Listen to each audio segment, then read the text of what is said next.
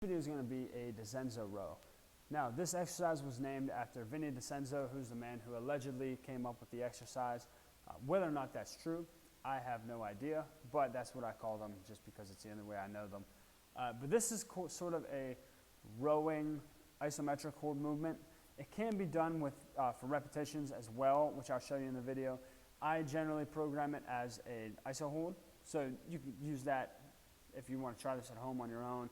Either one works, or follow whatever is given in your program. But what I have for this exercise, the way that I like to do it with my clients, is just two chairs here. I would normally square them up so that they're facing each other, but in this case, just for the sake of the video, I have them facing forward so you guys can see better what I'm going to do here. So, I am going to sit down in between these two chairs. My elbow is going to go up on the seats of either of them. And then I'm going to kind of pop myself up into a hip bridge position and lift my hips up off the floor. I'm going to keep my knees at 90 degrees, squeeze my butt tight.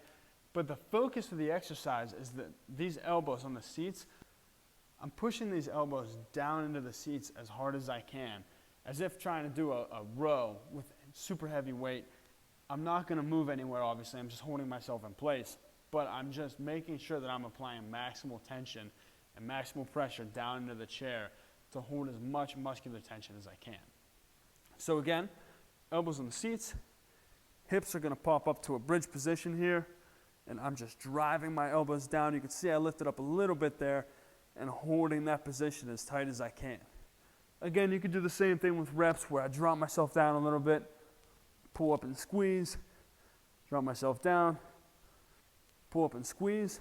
And something else that I could do is to elevate my feet on either another chair or a bench, which just puts it at a little bit more weight that you're holding up on your elbows there.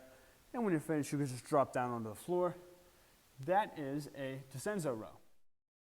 Now for clients who might not be strong enough to hold themselves up for a Dizenzo row, or they might not be comfortable holding themselves up in that position for an extended period of time, we can do what I call a towel isometric row. This is a very simple exercise. All that you need is a bath towel. A bed sheet would work for it, a blanket, something similar to that. But I'll show you the video here. I'll show you the exercise here so you can kind of get a feel for what you're looking at and see what you might want to use for it. Even a piece of rope would work well for this. But I have my towel kind of wrapped up around itself a little bit here. Not a whole lot, but just enough that I can make it narrow for me to hold on to and wrap around the bottoms of my feet. Now I'm going to sit with my knees almost locked out. Not quite. I never want to really lock my knees out, but I'm keeping them strong and tight in that position so that I'm not pulling my feet in towards me as I do this. So I'm locking my legs in place, and all I'm going to do is drive the elbows straight back, grip that towel as tight as I can, like I'm trying to pull it through my feet. I'm staying nice and tall with my chest, shoulder blades are down and back. And I'm squeezing that position tight for my given amount of time before I just let go.